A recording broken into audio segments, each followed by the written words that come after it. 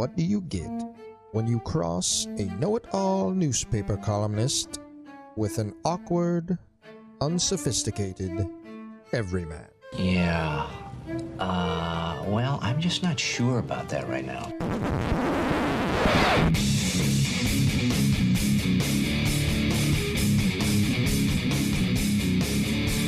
Welcome to Couch and the Rube.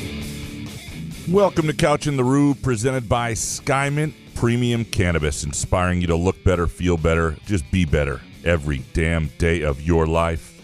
And our Sunday night show, brought to you by our friends at Muskox High-Quality Flannels. Visit gomuskox.com to check out their full line. Look, if you're freezing your ass off right now is as good a time as ever to buy a Muskox flannel. Again, gomuskox.com. You can use the promo code CAW15 for $15 off. Jason, how you doing, brother? Should we get one that says brah? Oh, boy. Dude, oh boy. We're getting, into dangerous territory here. Dominic had to remind me. I'm like, oh, shit, right, the bra thing. I mean, I do have the injury thing. There were injury stipulations in there. But, yes, we are getting a little But wasn't that obvious, though? I mean, you can't really say, well, if there's injuries. Well, Malik Hall has missed a considerable time. I don't think they lose that Northwestern game, for example. Look, listen, I'm looking for all the fine print we can find here to try to get out of this for sure. I don't mind it. I'm just saying. I'm doing 300 push-ups a week right now because of this freaking bra bet. It's brutal. Yeah, it's not great. It's It's ass. That's what you want to say. I think I still think they'll get there. 20 wins by the end of the Big Ten tournament. I think they get there, and they're. Do we have to talk about the game whatsoever? Can we talk about your the great piece you wrote about Mike Garland and that whole story? By the way, Fox did that in their pregame show. Yeah, and you can just tell the difference of what your show. You know what I mean? You're just closer to the situation. It was 10 times better than the Fox broadcast. Well, I appreciate that. It's a hell of a story. I'm trying to think. Would I have stopped? Do you? So are you someone that stops like that? For people who don't know, the story went up this morning and ran in today's Lansing State Journal, Sunday's Lansing State Journal, on Mike Garland. People know. He was. And WILX did a piece last October first on this, and they're doing something Tuesday night to honor the people who stopped and also the paramedics and everybody else who was involved in saving him. Rightfully so. And he basically, died on the road, went off the road, crashed the car. That wasn't the biggest part. It wasn't a fast crash, but was basically dead for 18 minutes. And they, two guys pulled over, one guy first, another guy saw the one guy pulling him out of the car, and they did CPR until the sheriff deputies showed up, and then the EMS folks. And so, it was... And you can say what you want, but would you stop if you saw something? I mean, you would want. I would like to think I would stop. I would stop. I might not know what to do, but the first guy really didn't either. What was interesting about him, the first guy, his only CPR training was in Cub Scouts as an 8-year-old, and so that's why he did mouth to mouth, because they don't do that anymore. But that was his only training, was on that. They don't do mouth to mouth anymore. They don't teach it because they don't think people will do it.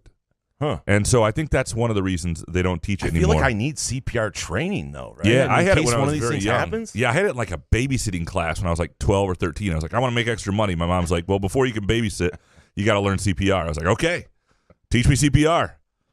I would have freaked out if any of the kids I babysat actually needed it. Right, but, that's the thing. It's you learn crap. it, but are you going to use it? I don't know. But so that's what the a guy, really cool story though. Yeah, and he put his phone. He called 911. They talked him through some things. But yeah, no, it was. But to have that kind of calm come over you, to be able to listen, I would just be panicky Pete, man.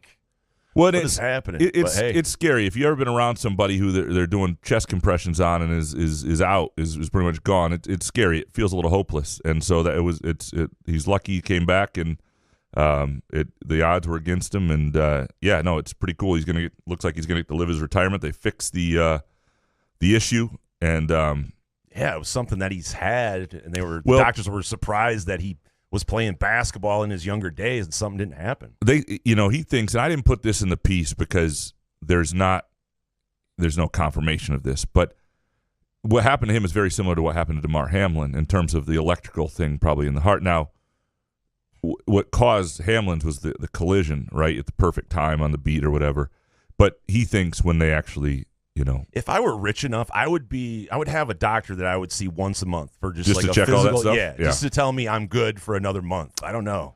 I do the opposite. I try and avoid the doctor just so they don't tell me what I don't want to know. But man, it just seems like life is so fragile. It's wild like that. Yeah, no. So, but they think they'll ultimately find out there was something previously wrong with Hamlin a little bit too, perhaps. But we'll see. Yeah, no. It was anyway. That was. Right. It was. No need to talk about the game. Just good stories. Appreciate it. Appreciate it. You can see that at lsj.com. We are going to talk about the game because this is our hot take day, and there are a lot of listener hot takes, and so we're gonna, trust me, there are listener hot takes on Michigan State basketball. That is a big part of the show today. Do you want to start with your first hot take? Yes, and by the way, I had Michigan State plus 4.5.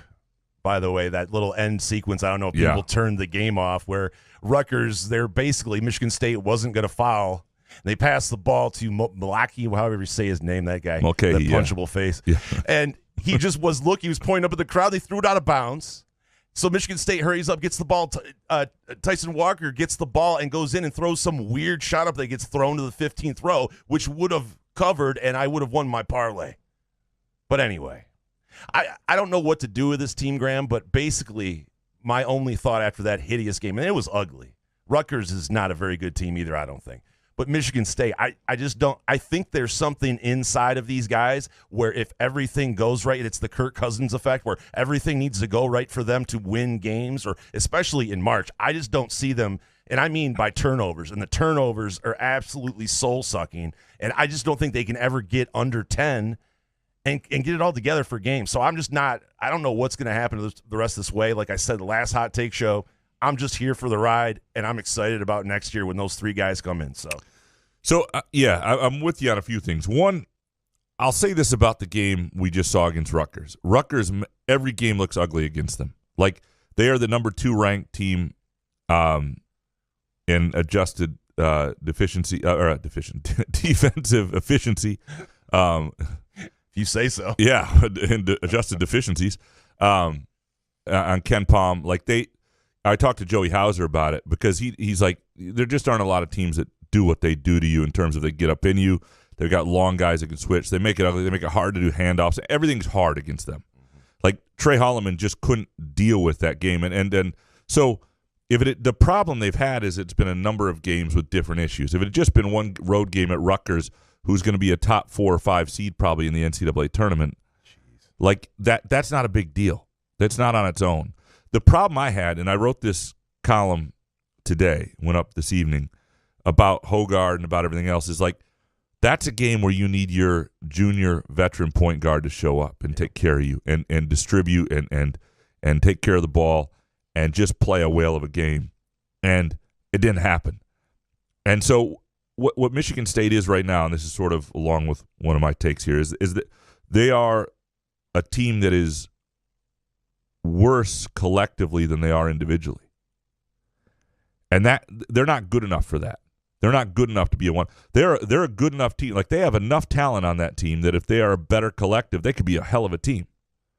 Because they do have a number of really good players. Don't coach my team. But they don't have guys who are just straight out wicked bucket getters, right? And so when you don't, you got to be a better collective, and that starts with Hogard. Now, there are other guys who aren't always playing well, and they can get through some of those games. They need guys that, the Malik Hall, as he gets further into things, may play better and better. Right now, he's struggling offensively. He had 13 rebounds, which is a good sign. You're starting to see Akins do things look different than he did a month ago, so it may take Hall a while, too. They need Hauser and Walker, one of them, every game to be shooting well. They can't go through games where neither of them is shooting well. It just doesn't work. And they're going to have deficiencies in the post. That is what it is at this point. Mady Sissoko is what he is. The freshman will only get to a certain point this year. They're going to have to deal with that. I think there are ways to get around. I mean, I think we have seen Hogard at his best be a force. And then we've seen games where it's just a little sloppy, and he's bad turnover. I know mistakes happen, turnovers happen, but they're just brutal. Well, and the thing is with him, and I looked at Smarter basketball, man. He's had some big turnover games. They can deal with that if he's having big create for others games. The game, and I understand they're missing shots. You're not going to have a lot of assists. But he's had games with 3, 4, even, almost maybe won with 5 turnovers and a win, but he had like 9-10 assists. And so if it's at the expense of, if it's a byproduct of playmaking, you can deal with it a little more. But when you're getting 2 assists and 5 turnovers, and the turnovers he had, like, you got to understand time and place. Some of these are just Sissoko. They're passes that he's not getting, whereas if you make that feed to Malik Hall, he's more likely to come up with it. You got to know who your people are a little bit. So they played a brutal stretch. That was the end of the brutal stretch. I know there was like a week off in between, so it sort of separated. But when you look at their stretch of games, that was what they go to now is Maryland, who's not a bad team, but it's a home game Tuesday. You got to win that. Ohio State really struggling. So, it's just frustrating because Rutgers didn't want to win that game. Michigan State was in control of that game to a certain extent, and then they couldn't hit anything. If you look at some of these numbers, like 4 for 21 from 3 for Michigan State, 3 for 16 for Rutgers. It was just an ugly basketball game that it really depressed me the whole day Saturday. It was terrible basketball. They probably shouldn't put Rutgers on the Super Saturday Showcase, although it is a home game. And I was impressed with Rutgers, by the way. Northwestern could never do what Rutgers just did at United Center. I mean, Rutgers had, I would say, 14,000 of the fans there, and a place that was nearly packed. We've made fun of Rutgers a lot for being New York's Big Ten team and all that bullshit. But when they had a game at Madison Square Garden, they had 14,000 fans there. That's pretty good. That place was electric for them at times. Now, there were 4,000 Michigan State fans there, too. So it wasn't quite the advantage they'd have at home. But Rutgers basketball is legit, and it's just an ugly style, and it's hard to play against. But they've got a lot of athletes that are difficult. And so if you want to say that's an ugly style, shooting 18 for 48, Jesus, it ain't that's fun. Like setting basketball back a decade. Yeah. Michigan State right now has hit a wall. And they're not the only ones, by the way. That awful game yesterday, but I think Tennessee was involved in some game I heard about was just atrocious too.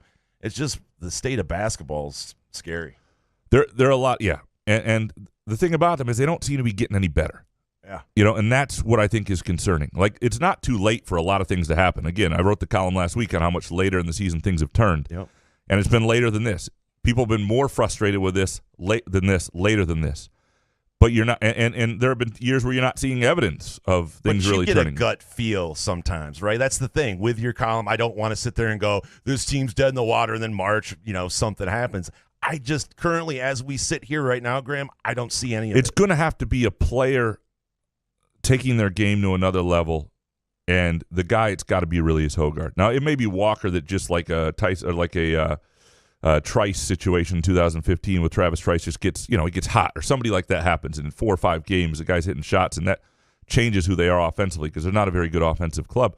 But really, the guy who elevates their level, the guys around him and is a problem in the paint, and the guy that is Hogard. And he is not playing real well these last few games, or, at times, and has not been great in key moments, and that's been an issue. What is your second hot take? Well, Kyrie Irving, no shock to anyone, demanded a trade since we've been off and was traded today to the Dallas Mavericks. And talking about basketball, listen, I'm not excited about basketball being in a terrible spot right now. And the NBA is worse than college basketball. I can tolerate college basketball, but the NBA is just absolutely brutal. I mean, this guy all of a sudden wants another trade and is rewarded with that trade. I mean, I understand Mark Cuban, where he's coming from. You're getting value on that trade. You're getting Kyrie Irving for absolutely a damn draft pick in 2029.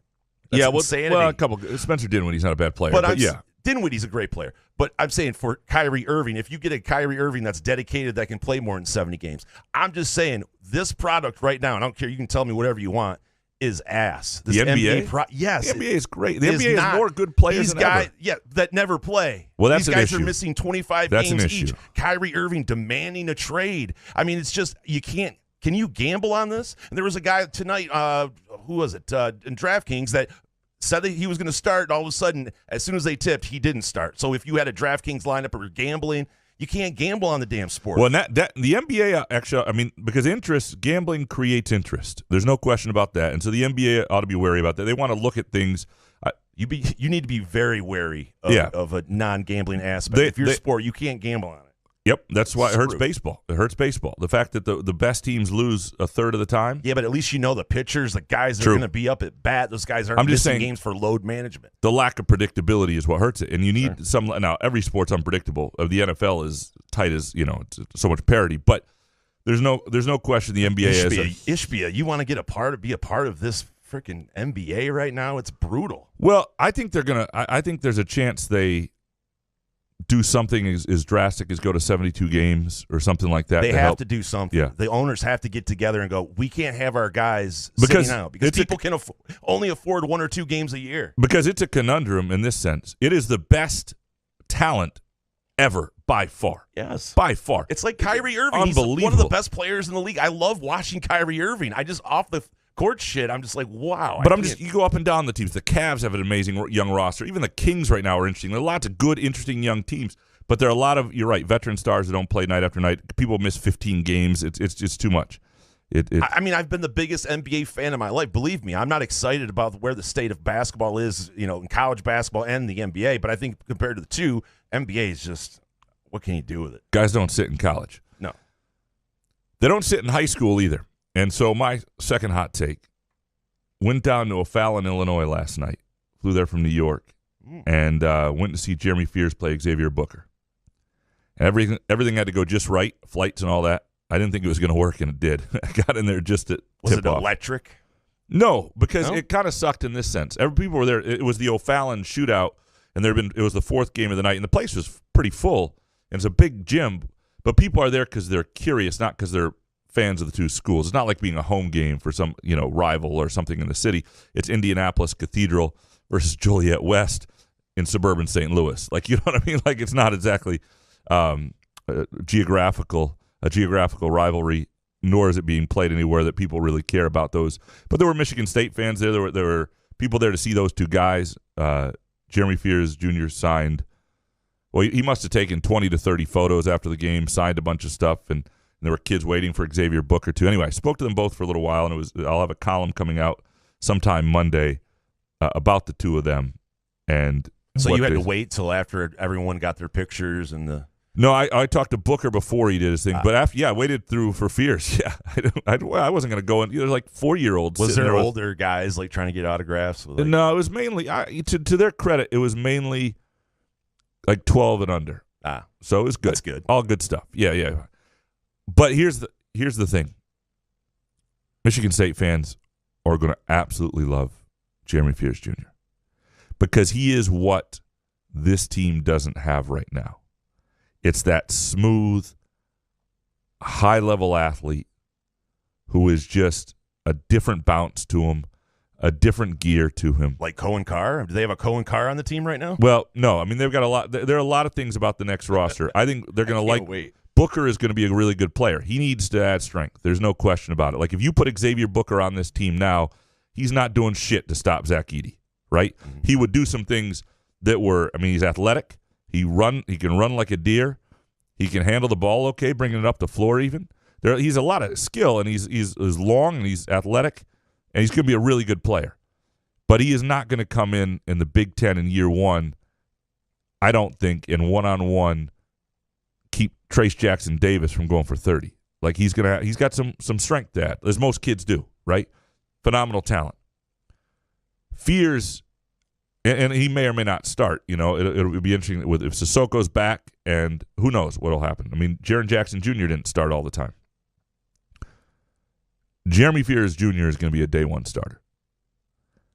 That guy is, and I think next to Hogard, that is a senior freshman don't coach my team. Deal that you want. Now, Fears can play the one. He's a point guard in a lot of ways, but he'll be, I think, off the ball next year to start. He's got there's a bounce to him. There's a smoothness to him when he gets in the air, and he doesn't have, he doesn't panic if something's not there. He's able to find a teammate. Pretty good shooter. I don't, I've seen I've watched some games on TV of these guys. In person, though, you get a better sense of who they are athletically, and because you know what the MSU guys look like athletically. Fears is a day one starter in the Big Ten. There's just no question. So out of the three, obviously, Fears would be your guy if you could pick one to put on this team right now. Or out of the four. Fours. Yeah. But yeah, if you had to pick one guy to add to the team right now, yes. The guy who could impact this season if he joined the team right now, it would be Jeremy Fears Jr. More than, even though you say, well, at the 5 they have more of a need, Booker is not going to change who they are, raise their ceiling more than Fears would if you put Fears on the team right now. There's no question about it. And I think that, and look, I think all of them are really intriguing prospects for different reasons. But Fears, to me, and I haven't seen the other two up close, but Fears, just in terms of total package, skill, defense, he's an impressive athlete, impressive player. I mean, he's built like a guy who's ready to play in the Big Ten. Sweet. And that was my takeaway on him, and I'll get more into that in the column and the conversation that I had with him and Booker about that game and about that foursome and their hopes for next year and beyond. But anyway, yeah, it's not really a hot take, but having seen it with my own eyes, having seen Fears, like that's a guy who is a day one starter. It's hot enough for February. Yeah. That's right. Better than Pete Rose. Should be in the Hall of Fame. All right, what is your third hot July take? By the way, did you watch any of the Pro Bowl today? I did not. It's complete ass. But the thing is, because I know that they're not probably trying to get me to watch this thing, but it's flag football and there's like all of these weird events. I'm curious to know that Gavin Haas, those that age, if they like the Pro Bowl, then I guess it's cool. But I just don't know. I don't know anybody who's ever liked the Pro Bowl. Well, absolutely. But I mean, just get rid of it totally. Yes. Right? Then have all these different, does a guy have to get hurt in order for us to just cancel the whole fucking thing? But I mean, you want to see some sort of football. And that's not really football. It's flag football, but you see your guys out there without like a helmet on, maybe that's fun for people. Just name the Pro Bowl team and get on with it. Don't even do that, because you're just going to put Tyler Huntley on the but then you don't have to do it, because he's only on it because people are turning it down. Like if you name an actual Pro Bowl team, but there's no actual thing to do, there's no assignment, you don't have to go anywhere, then you actually name the best people. It's closer to all pro. Right? It's a better deal. And Tom Brady retired too. I don't know if anyone really cares. I think there's no way that he stays retired. And by the way, Fox giving him how much money? Like $375 million. Jeez, for what? For absolute. The Romo thing, I don't get him either. But I mean, dude, to offer $375 million to be a commentator, that's crazy. Anyway, that's all I have.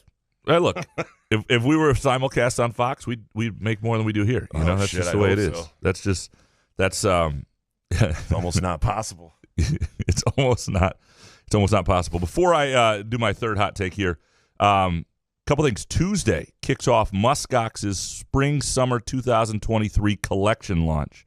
Make sure you're subscribed at Muskox's SMS to get early access. You can sign up at gomuskox.com/SMS. That's GOMUSKOX.com/SMS. The first product drop to this collection will be a restock of one of their best-selling colors for fall. You don't want to miss it, and they will go fast. They'll be launching a new style of flannel this spring. Hint, it's a lighter weight, perfect for the spring. Again, gomuskox.com/SMS. Sign yourself up and get early access. They have spring flannels. Yeah. Fantastic. Maybe they should send one or two this way. Yeah, we'll put that in their ear. All right, my third hot take. I'm feeling the Premier League again. Oh. Ride me. Huh? Well, may fix that in post slightly. Yeah, but Peacock. Sometimes when you're seeing it in gambling, and I know you have had some stretches lately where you haven't been. No. I'm starting to see it in the Premier League again, and I don't know that it'll last. But this weekend, I didn't hit everything, but I was close. You remember when we talked about that $10 paid $400, $100 paid $4,000, that parlay I talked about last Thursday? Not at all. Okay, excellent. Everton beat Arsenal. That was the first leg of the parlay. West Ham then was a two-team underdog parlay. Ended up tying. It didn't hit, but it was damn close. I'm seeing it. And then the other parlay I had was the under on Man City and to Tottenham, and then Nottingham Forest over Leeds, which did hit. Both those hit. I'm starting to see it again. So I'll have more of those. I'm back. Ride me. I'm not saying how long it'll last. No promises. I'm seeing it, and I'll be sharing more of them, and we'll ride it until it goes away. That's why gambling's great, because you can have those feelings. Oh, it's the best. That are absolutely wrong, by the way. But yeah, for a little period of time. Honestly, if I just got away from 3-leg parlays, I mean, I've been making decent college basketball picks. I just put them in a 3-leg parlay that there's just one pick that's just awful. So, yeah. All right, let's dig into the listener hot takes. You ready? Yeah, Eric Schultz up first. Number one, I'm just going to have to agree to disagree with some folks. With a Hall of Fame coach who, over 2+ decades, has won MSU into top of the sport. I expect to compete more than once in 4 seasons. Other fans seem happy if we're like Illinois or Wisconsin. I don't get it. 2, Hogard sits for too many long stretches. 3, teams have now realized just how little post offense we can generate and have changed the defensive strategy to force us into tough jumpers. It's caused us to shoot 26% from 3 over the last 4 games. And bonus, if you're countering my this isn't good enough and expectations should be higher take by alluding to 2006-08, 4 Final Fours and 6 Big Ten titles ago, your counterpoint isn't good. 4 Final Fours is tied for most in NCAA in that span. 6 Big Ten titles is double the next highest team. So Eric's point here is basically that Michigan State has created something that ought to be, you ought to expect more from it than this, right? You shouldn't be Illinois or Wisconsin. They're in the Champions Classic for a reason. They are the preeminent program in the Big Ten, and they should expect to more regularly look like it. And that is an absolutely fair expectation. The challenge they have is that they sort of built it with recruiting the best of, Izzo rolling up his sleeves and recruiting the best of Michigan, which is dried up considerably. And I don't have a counter to that. I mean, that's a fair expectation for people. I think some of it's age related with me. Grew up here. Been to NIT games there, seen NIT losses there. I went to the final game at Jenison as like a 9-year-old and watched them lose to Wichita State. No, they beat Wichita State in the NIT. They lost later in the NIT. But that's so long ago. Again, the 90s, you can have though, that mentality. Totally. But what I mean is I am, to me, I think I see more of how the sausage is made and realize how difficult it is. Sure. And how much luck it takes to be great.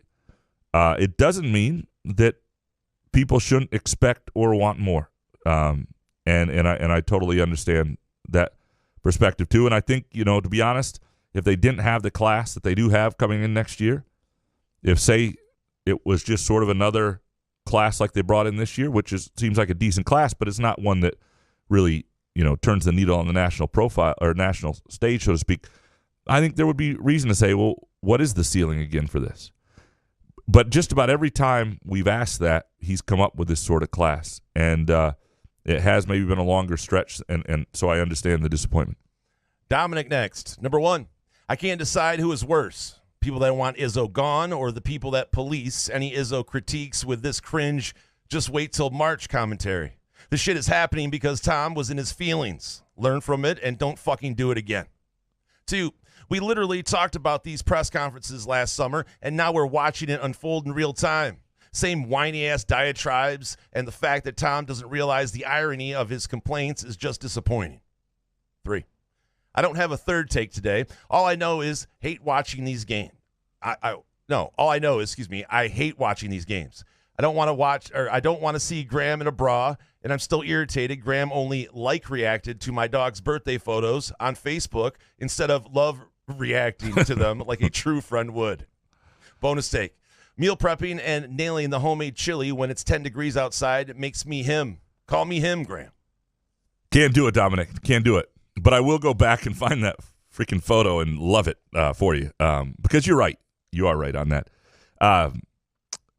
There is, at some point, here's the thing on the Izzo not going and getting a big man 5 or whatever and being in his feelings or whatnot.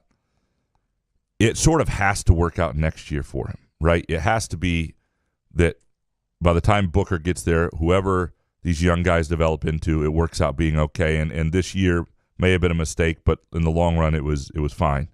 Because if it doesn't, then you didn't get anything out of this year or next year.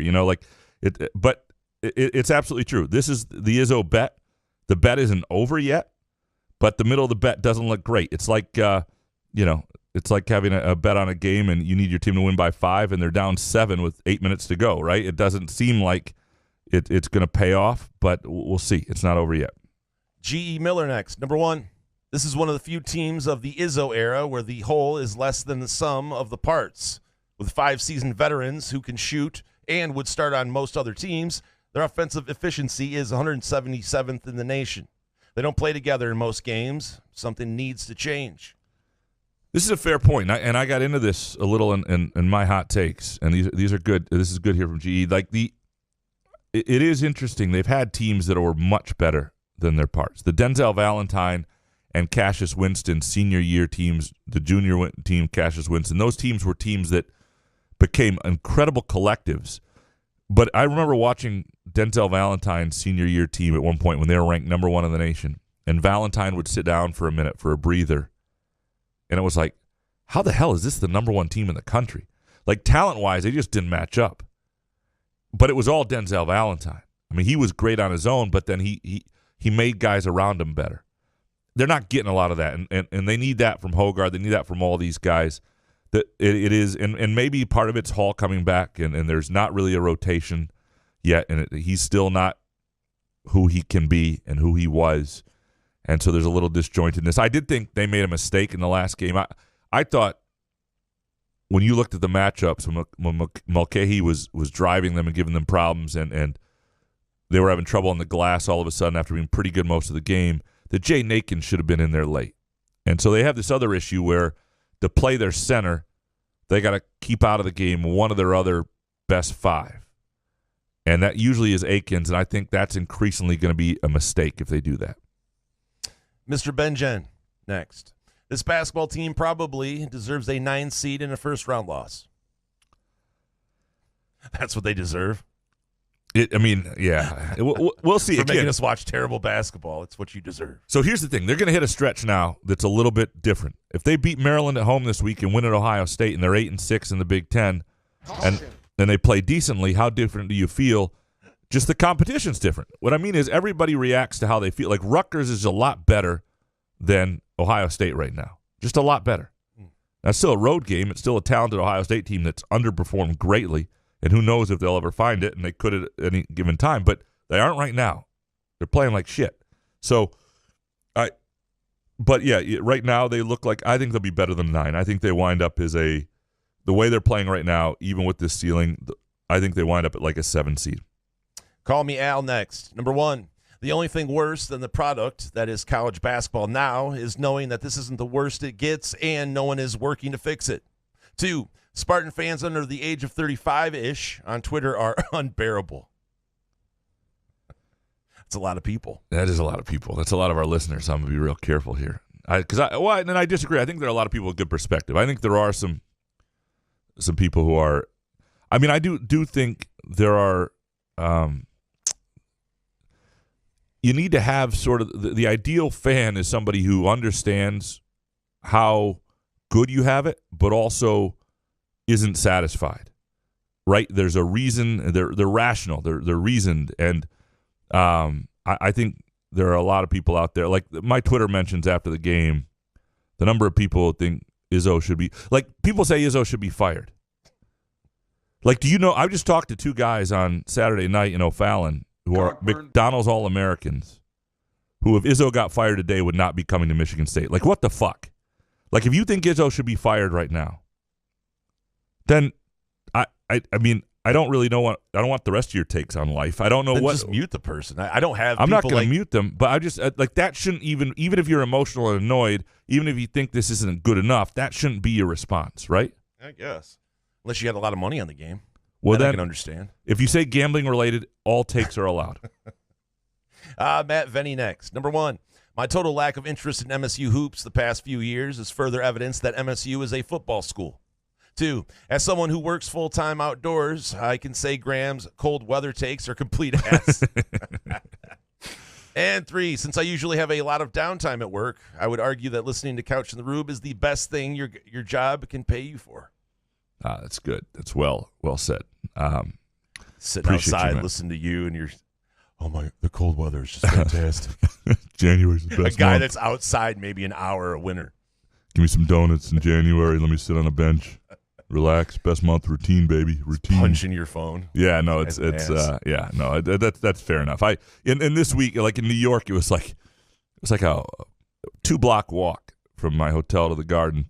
And it was like negative 15 degrees, and I was like, who the fuck likes January? I mean, I was like, why do I like this? I don't understand it. Yeah. Plus size softball dad next. Number 1, we've said wait until next year to cope with a lot of the uninspiring basketball recently. Anything short of a Final Four run next season will be disappointing. That isn't a fair expectation for next year's class.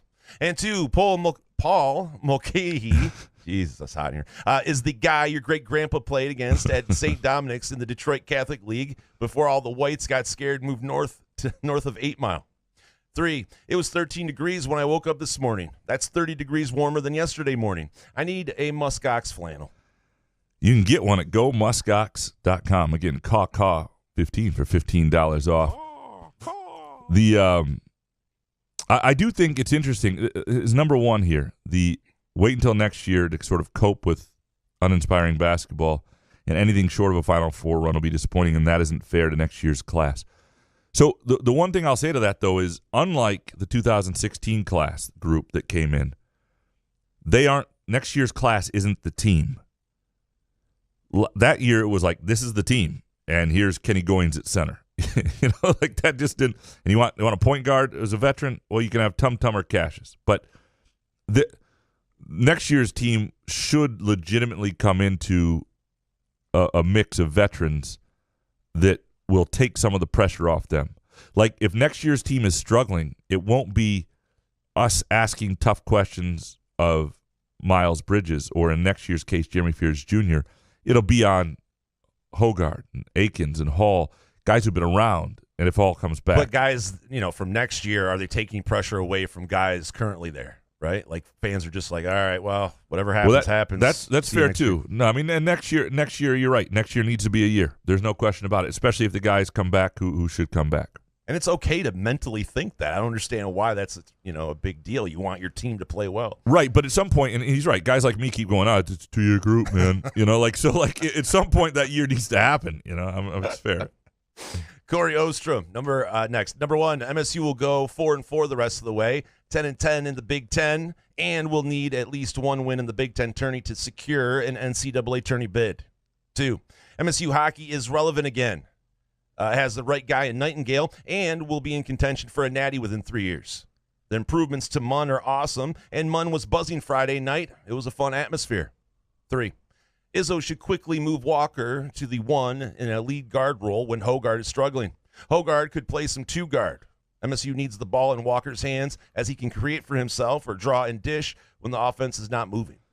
So I want to get into 2 things. 1, 10-10 in the Big Ten will put them in the tournament without needing another win. Their resume will be strong enough. But number 3 here is interesting because I do think a coaching move that I have agreed with all year may be time to reconsider. And there are 2 of them that have happened. One is they have pretty much gone away. They'll use Walker on the ball on possessions, but they've pretty much gone away from Walker as the point guard and let him focus as an off-the-ball scoring option. They've pretty much gone away from Hauser at the 5, and I think that's helped him offensively. And even if those, if there's struggles elsewhere, like they've gone with Trey Holloman as the backup point guard. They've stuck with their bigs being other guys other than Hoggard, even when they haven't had any more success than other guys other than Hauser, even when they haven't had any more success than Hauser's had at the 5. And as you try to mix things up and find things, and again, the schedule's going to change here, and maybe some of that will come naturally as Hall's back for more games. But maybe you do say, well, what's the best option when Hoggard's not playing well? What's the best option even as a backup for Hoggard? Is it Walker as a point guard, as he's very capable of being? is that I just burped on here. I apologize. Did you hear that? No, I didn't. Good. Fix that in post. This bubbly water. Jesus. Yeah, it's like the bubbles and yeah. Body's just turning on you. It's not good. It's not good at all. Anyway, and then and same, Hauser, look, not a great defensive option, but I do wonder, like I was watching the end of that game and I kept thinking they got to have Akins on the floor. But who do you take off? And you need shooters, you need different options, and maybe it is Hall or Hauser that comes off the court. But, like, to me, going with that small ball 5 at times more often, maybe using Walker at the point, these are things, if their ceiling is going to be this, and this is all it's going to be, then they do need to look at some other things and some other lineups. Sparky McCune next. Madison Square Garden is him. Never been to a hoops game that was that loud and the crowd so invested. This place lives up to the hype. It's outstanding. I was a little hungover during the game.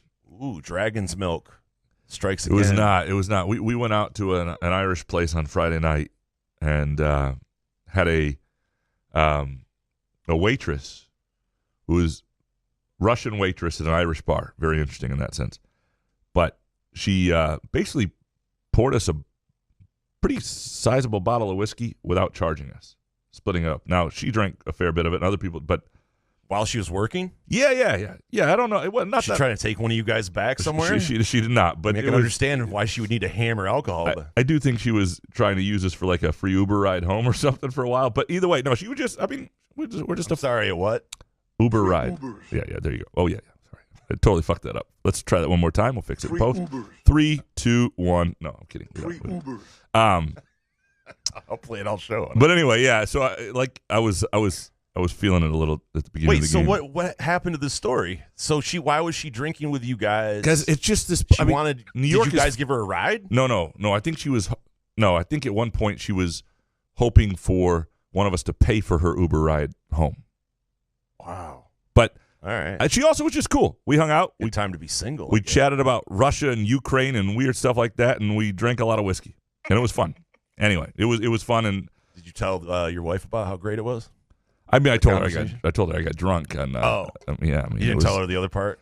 Well, I mean, it's just a waitress. There's nothing wrong with a Russian waitress. Dude, she was trying to get hammered and go back with one of you dudes. You guys don't see that? I didn't see that. Why else would she talk to you dudes?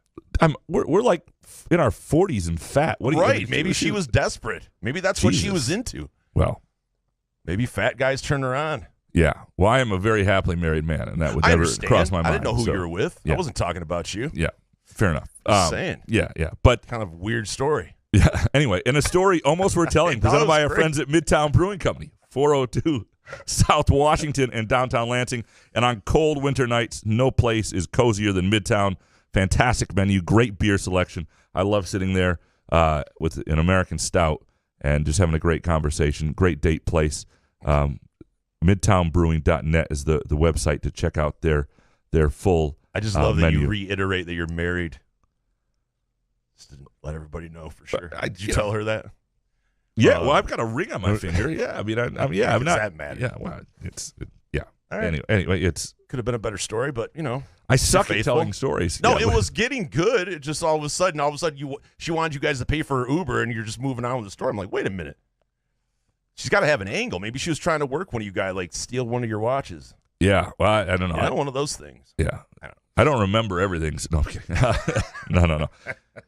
All I know is for a couple of us at the game on Saturday, it was a little bit of a struggle bus. So that's all. MSU 5792 next. Number 1. In hindsight, Bingham would have been a perfect fit for MSU. Wish he used his COVID year. 2, MSU has lost its confidence. Typical midseason slump from Izzo. Going to be dangerous in March. Got to get hot at the right time. 3, getting 2015 vibes from this team. So many parallels. Because of number 1, this is our Hopcat hot take of the day, by the way. Best Damn Beer Bar, world-famous Cosmic Fries, mouth-watering, award-winning burgers, including the Peyton Thorne burger. However you feel about him as a quarterback, his burger is fantastic. 2 smash patties with American cheese, bacon, and a sunny side egg up served on a pretzel bun with said Cosmic Fries. Each location, carefully curated craft beer lists featuring local partners and tons of TVs to watch games, right? So if you don't have a ticket to the game Tuesday night, Michigan State against Maryland at Breslin, Hopcat, great spot. Sunday, this is a great. You want to watch this? A lot of people watch the Super Bowl at home. I get that. It's a horrible day for bars, but early on, 1 o'clock, Michigan State, Ohio State. Grab a Peyton Thorne burger, grab some beers, pregame yourself at Hopcat, and MSU 5792 will receive a $20 gift card from Hopcat for being our Hopcat hot take of the day for number one. In hindsight, Marcus Bingham would have been a perfect fit for MSU. I wish he used his COVID year. Maybe. I do think what's interesting now is, and again, I don't know if Izzo could have stood it anymore. I don't think Izzo and Bingham left in a good place, but I'm not sure another year would have helped them at all. If he take another between the legs dribble 3-pointer would have just about Don't coach my team. sent Izzo an aneurysm. But you're right in the sense that if you put Marcus Bingham on this team, like Gabe Brown, they don't miss at all. He wasn't good enough to be the star. That's not very nice. I miss Gabe. Well, I mean, Here and personally, I miss Gabe. Gabe was a great guy. I love talking with Gabe. I'm just saying as a player, they don't miss Gabe based on the personnel. And a guy like Max Christie, obviously, if Max Christie took a massive step, he could be helpful. But they don't. The guy they miss is Marcus Bingham. And if they had Marcus Bingham on this roster, if you had that sort of defensive presence, even though Marcus Bingham may only be a 24-minute-a-game guy, you could get that out of Mahdi and Kohler and the other guys. Bingham would make a difference. Would it improve his draft stock? Would he want to be around? I don't know. But there is no question, and I hadn't thought about that for a long time, that if that single thing had happened, you start to look at I think it would have elevated Michigan State into the. I don't know if they would have been Purdue or not because Edie's just ferocious right now, but I think they would have been that next team. Chris Eastlick next. Number one, I can't do college basketball officiating anymore. There was hardly anything called to start the game and completely different in the second half. 2, the year is 2028. Graham Couch on episode 5000 of Couch of the Rube says, this is really an 8-year crew minus Joey Hauser. I think he's done with basketball soon. Oh, is that your whole thing? 2029 will be the year they get back to the Final Four. 3, did Rube's gambling-free weekend work out, or did it last as long as Graham's vacation Twitter hiatus? And bonus, the Twitter For You section is ass. These were damn near the Hopcat hot takes of the day. Fantastic stuff from Chris here. I did take Friday off. Okay. And then I bet Saturday. And then that was it. It was ass. And it didn't go I well should have Saturday? just taken the weekend off. Yeah, no, Saturday I had I needed Michigan State plus 4.5 to hit this parlay. That would have been great. But yeah, other than that, just couldn't hit anything. See, a lot of what I'm betting these days is soccer. And the best thing is when the 7:30 a.m. game hits and you wake up after it, oh, it's the best way to start your day. It's the best. You're like, oh, sweet, I'm already up. You can't, It's like the London game or England game in the NFL. You always forget about it. Yes. But you also forget to gamble on it, right? Or you put your bets in the night before. I put it in the night before. Okay. Yeah, and sometimes, like, depending on the day, I'll know. But if you love soccer so much, wouldn't you be pissed you missed out on some soccer? I've gotten used to it, depending on what I have to do that day. Sometimes I wake up for it if it's a game I really want to see, but I don't want to do the day tired. If I got to work at night, sometimes Michigan State plays like 8 at night or something. You're like, I'm not getting up at 7:30 to watch soccer. You don't love it then. All right. Not a big fan. Yeah, it's it. That's what it is. Number 2, I do absolutely appreciate here. The episode 5000, Catching the Rube. Jesus, what are we on now? 785. That's another 4,000 shows. That's a lot. We'd have to actually, yeah. We'd have to. We'd have to do like 2 a day almost to hit that by 2028. Absolutely not. But the 8-year group, I can see. DMB next. Number 1, Izzo should designate a guy as him. Lots of great role players, but no clear alpha on this squad. 2, Super Bowl Sunday, 6:30 p.m. kick makes too much sense. 3, the Matty story is great, but he is a bench player and should be treated as such. And bonus, the Pro Bowl is ass. You said Super Bowl Saturday at 6:30 p.m. Would you prefer Super Bowl Saturday? Excuse me. Would you prefer the Super Bowl to be Saturday at 6:30 or Sunday at 6:30? 1,000%, unless they make Monday a national holiday. That's it. That's Either what way, you need a day off the next day. That's what makes the game great. You're excited, like, shit, I don't have to work tomorrow, blah, blah, blah. Can stay up really late. There's no point in having President's Day and not just make that Monday after the Super Bowl. But it would be fun. The parties would be a lot more fun because you don't have to, you know what I mean? Yep. You have a Super Bowl party, people have to leave at halftime because they have to get up for work. No, it's stupid. Yeah, no, and you're always in a food coma. Sometimes you've had, it sucks. It's Sometimes. Yeah, well, most of the time. Yeah. Coma. Kyle, up next. Number 1, I used to love college basketball. Maybe it was during a stretch where MSU was also very good, but whatever this product that MSU and college basketball as a whole is putting out, it's fucking ass. Graham, you're the only man who apparently knows how to fix this. Make college basketball great again. Another man vying for the hot take of the day. Smart. But he's right. Yeah. It is bad. Well, there are things about it that need. Okay, the things I would do are this. I would begin by allowing 6 fouls before you fouled out. You foul out 6, because what that does is immediately keeps better players on the floor, right? It makes fouls less. People don't react to fouls the same way if they're not as punitive. The reason people react like they've just been shot every time there's a foul is because they know they only get to 5 and they're freaking out, and fouls really, really matter. You put it at 6, it changes that dynamic a little bit, which helps. I understand the fear that it's a more physical game. The Big East tried it. People said it wasn't as good back then. Whatever. Try it a freaking again. I'm telling you, it would help out. I would probably move back the 3-point line. I would try to space out the game a little bit. I think it would also cut down on threes. It would change the game. I think that would be something I would. And college refs need to figure out which way they're going to call the game. 2 different styles in different halves. There's no way in fucking hell Rutgers should be shooting 34 free throws in a game. Nobody wants to watch that.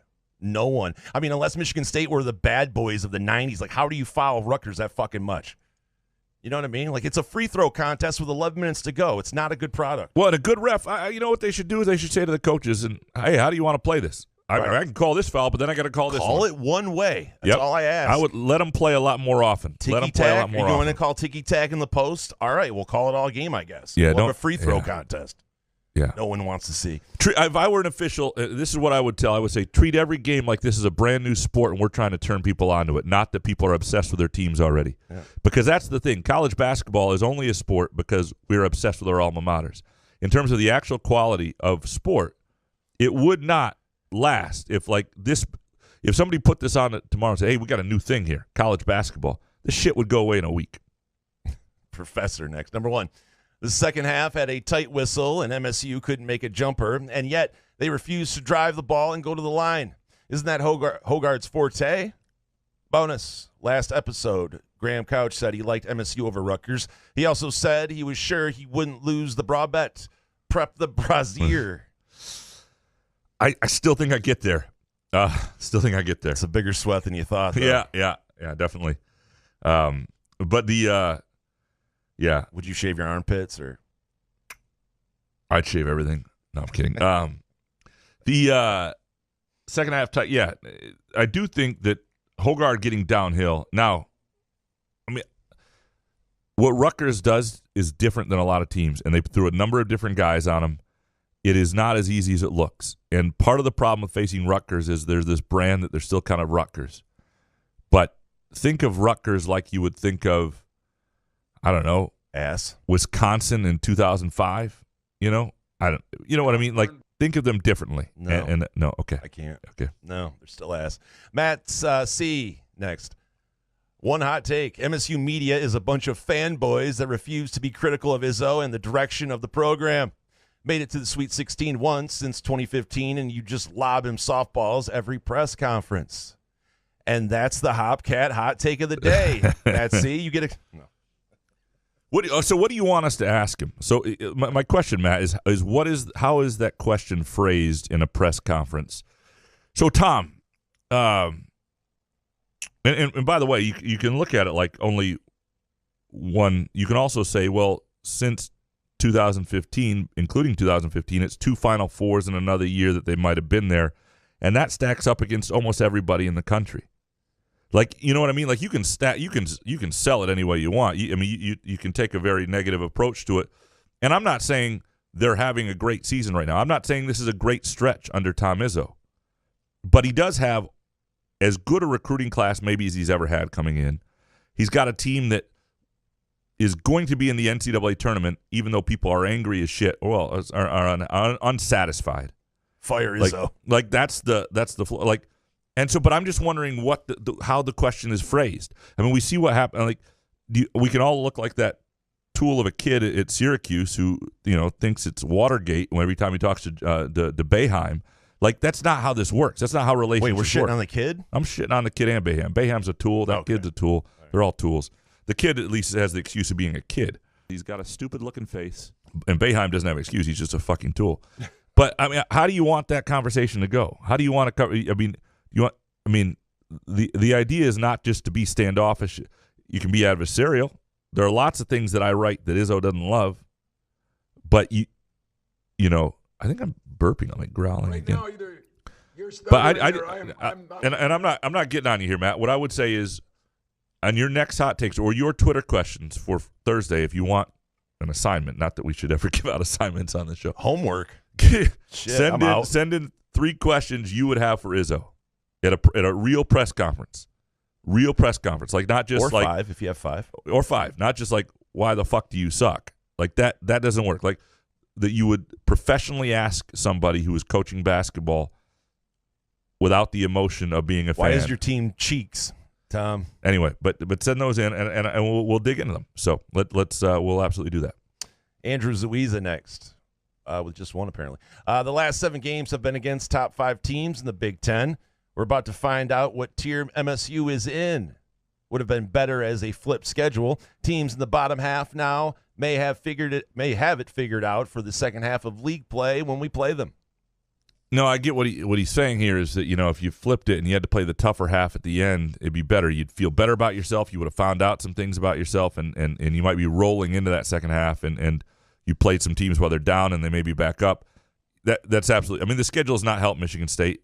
But on the flip side of that is Ohio State may not figure it out before Sunday. And this may, now that MSU is actually healthy with Malik Hall and with Akins being back for a month, or more than a month and a half at this point, like, they may actually have a chance to get rolling into the postseason differently. You can look at it a lot of different ways, but certainly that way. If you want a preview of each of those 7 games and you want a post view of each of those 7 games, there's a good fan podcast. The Final Four is not on the schedule. Here's what you get. For every game, in-depth coverage of the matchup followed by a post-game breakdown. They are a top 100 podcast in America. What? Top 100 basketball podcast in America. We'll just take basketball. Joe Rogan? Top 100 podcast in America. It is Joe Rogan. You're wrong about, and the Final Four is not on the schedule. Somewhere way, way down beneath is Couch and the Rube. So shouldn't we be promoting on their podcast? That's the way it should be. Yeah, absolutely.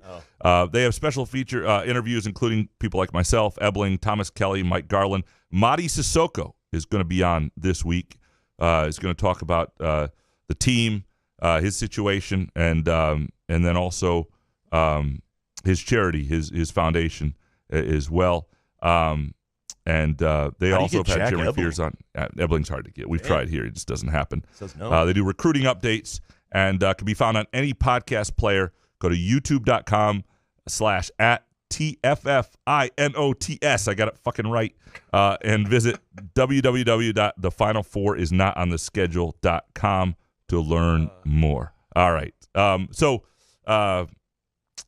let's take a really quick break. When we come back, many more of your hot takes. Couch in the Rube, presented by Skyman. That was Premium a break Cannabis. stout. Yeah, sorry. Thank you. And also Muskox high-quality flannels. Jeez. Where else can you cheer on your team, enjoy a mouth-watering burger or savory sushi, sip on handcrafted cocktails, or one of 46 beers on tap? Take your game day or date night to Cask & Company Kitchen Bar or Front 43 Neighborhood Pub near Frandor. 2 amazing places with one awesome blended modern American Asian menu. Catch the game on one of 30 60-inch TVs or stop in for the all-you-can-eat lunch buffet. Enjoy happy hour or elevate your night out at Cask & Company or Front 43 on East Saginaw in Lansing. Ever wondered just how comfortable you can be? Find out with Muskox high-quality flannels. Muskox is a Detroit-based company that creates durable comfort that'll last a lifetime. Muskox flannels are thoughtfully designed with 100% cotton that is ethically sourced and double brushed for softness. This will be the softest flannel you'll ever buy, guaranteed. For every $100 purchase, Muskox will donate $10 to the Alaska Wildlife Conservation Center. Get comfortable this fall and winter with Muskox flannels. Learn more or order yours today at gomuskox.com. Christmas is around the corner and beautiful jewelry is on her Christmas list. So where will you go to buy that gorgeous diamond ring, or that sparkly diamond necklace, or that incredible diamond bracelet? Medawar Jewelers' 4 locations by the Lansing Mall by Meridian Mall in Jackson and in Portage have the largest selection and the latest designs of beautiful jewelry that she's been dreaming of. If an engagement ring is on your mind, come into Medawar Jewelers and let our professional staff explain to you all about natural and lab-created diamonds. Our diamonds are set by master jewelers whose passion for their art shows so clearly in each and every piece. So, for that perfect gift that's on her Christmas list, come into Medawar's by the Lansing Mall by Meridian Mall in Jackson and in Portage, and we'll help you find it.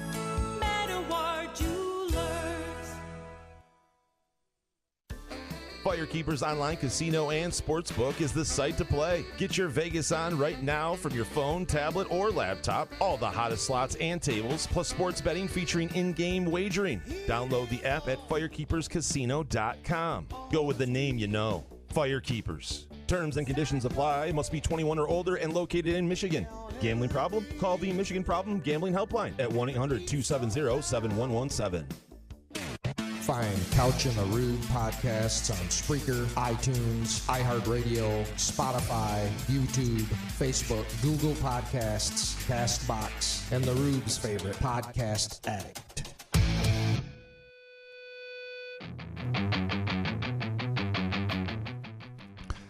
Couch in the Rube, presented by Skyman Premium Cannabis, and our Sunday night show brought to you by Muskox, high-quality, durable flannels. Digging into your hot takes, Jason. Yeah, man. Jeff Oswald next. Number 1, this team that was billed earlier as mentally tough is now proving to be anything but. 2, forget Hogard. This team will only go as far as Tyson Walker can carry it. 3, we aren't a shoe-in, so it's going to be another nerve-wracking Sunday night during the selection show.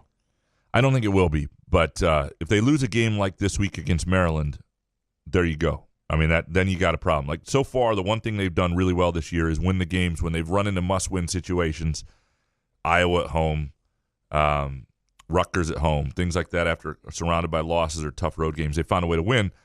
And, you could argue they have 2 of them this week, but they really, they should beat Maryland at home. And as long as they keep winning those games, they'll be all right. I think you're right on number 1. It's not – that surprised me. I thought they were going to win a lot of close games on the road. I thought they had – that was going to be in their DNA, or not a lot of close games, but more than some of the other teams in this bunched-up league, and that has proven me wrong. Steve and Rob next. I'm excited for your tattoo that's coming. Thoughts and prayers. So the tattoo I promised last week was what was it? What did I promise? A tattoo across my chest. Thug life on your stomach. No, how did I forget this already? I don't even remember what it was for. It was you guys are gonna have to remind me. This is embarrassing. It was like I said, if something happened, I would tattoo across my chest like Hondo Carpenter or something. I don't know what it was. By the guy sitting in front of me today on the final leg on my flight was had a hat that just said grit on the back. Yeah, Lions hat. You sure it wasn't Dan Campbell? I thought it might be you, but when I knocked on his head and he turned around, it wasn't you. So you could tell by the size of my head. I got to figure that. By the way, anybody listens right in, and or I'll just go back and listen and figure out what that was. Because I did promise a tattoo, and now I'm worried it was something that's actually coming to fruition. Except for injuries. Alex James, number 1, quick PSA. Jordans are not dress shoes. Grow the hell up and buy a decent pair of black leather shoes like the millions of men before you. 2, people who slam their brakes the instant the light turns yellow are ass. And 3, bartenders who take drink orders out of turn suck ass. That stings. There's nothing worse. Alex James, 3 quality takes. Yeah, really good stuff. Enjoyed those. What do you mean by like out of turn? So you show up first, obviously. And he goes down the other. It happens to guys more than it happens to women. Yeah. So you're at a bar and you're just trying to get their attention. You're trying not to look overly desperate. You don't want to like snap at them or but you're let's see, a 21-year-old college girl or Graham Couch. Who am I going to ask? Who? And you put down in the old days, you put down like the 20, and you tried to make it look like you had extra cash there or whatever. And now you just try to put down a credit card that looks heavy. Maybe you'll be a good tipper. So sneak a pint in there. The real key is, and I do this at weddings too, is you tip a ton on the first drink. So I will do something like this. They'll say, do you want to keep it open? And I'll say no. But when I cash out immediately, I leave a large tip. And then when you go back up, they remember you. Wait, you think that's your idea? Like you started that? I didn't say I started. That's just that's like an old, like everyone knows that, right? That you tip early? Yeah, but at a wedding? I'm just saying, even at a bar, like people say, do you want to cash out? And when a lot of people just leave their card open, and I always cash out on the first drink and then act like I changed my mind. But if I've tipped, 150, 200%, then they come going back. On in your head, just trying to get a drink, man. Well, if it's a busy bar, obviously, if it's a regular, I'm just saying, I want the Bust attention. out the Graham rule book pamphlet. Kevin from Rochester Hills. Number 1, MSU will be fine as long as they can shoot.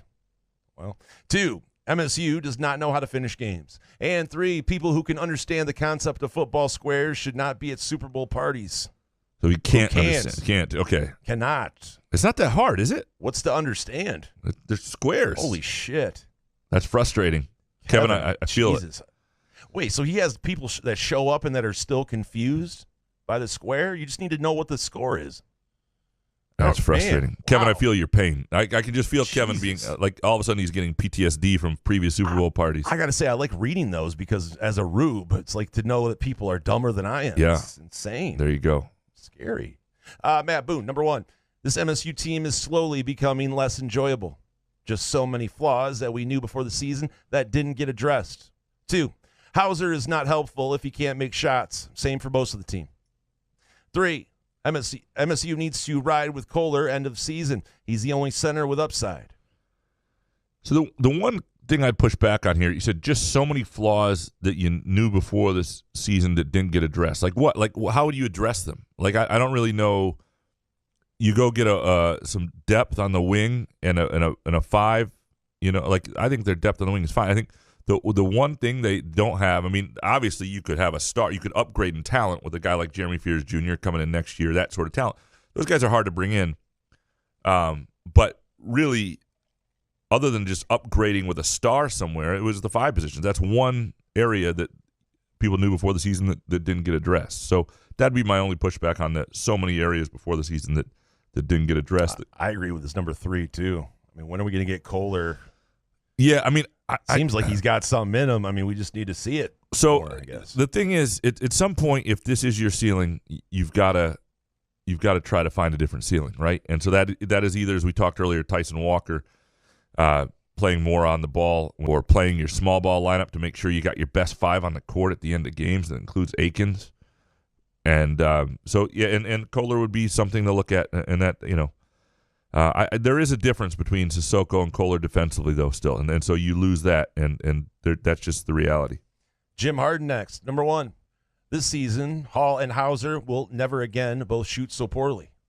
2, this is not the Big Ten campaign I expected or that MSU needs from Hogard. And 3, many considered Trace Jackson Davis a very good defensive center, but Zach Edey went 31 and 18 against him.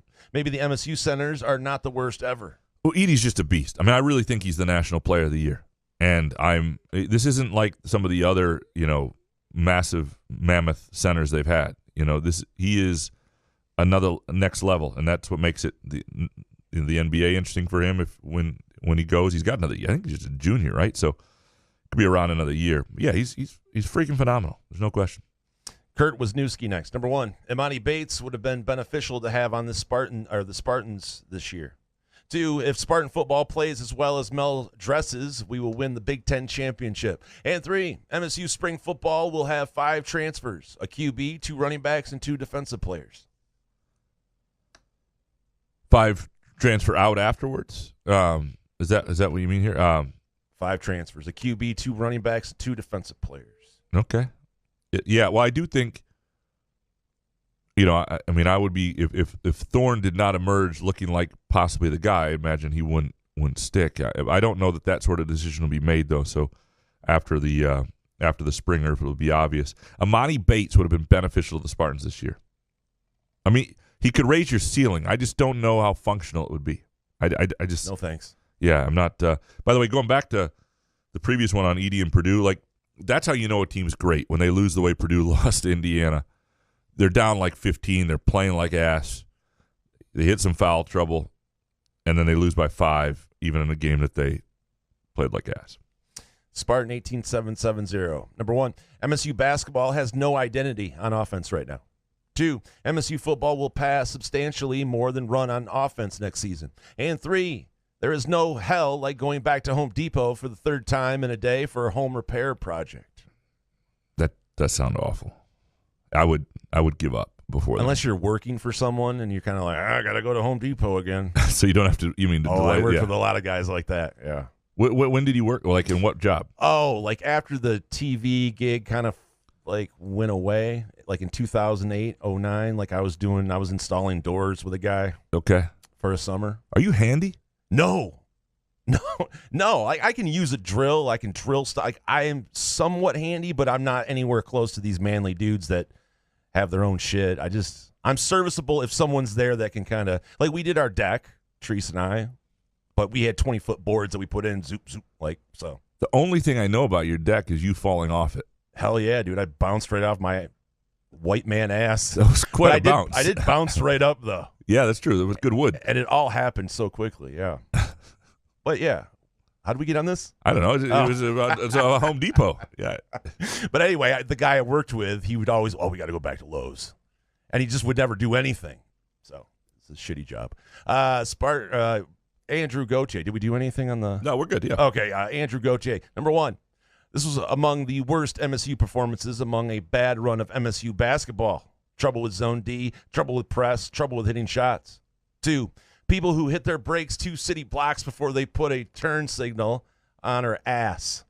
3, MSU hockey plus ice cream cookie sandwich equals heavenly. And this from a guy who makes donuts for a living. I mean, he knows heavenly. The thing is, again, I would go to the Rutgers is a better team. The Rutgers makes people look bad for a living. Like, so I would say that, to be fair to Michigan State in this game. People hit their brakes 2 city blocks before they put on a 2 signal. Our turn signal. That's don't come to Ovid then. Is that what people? A lot of blue hairs out there. Yeah. Doing 30 miles under the speed limit. Yeah. Cinema, number 1. This season feels like it's turning south quickly.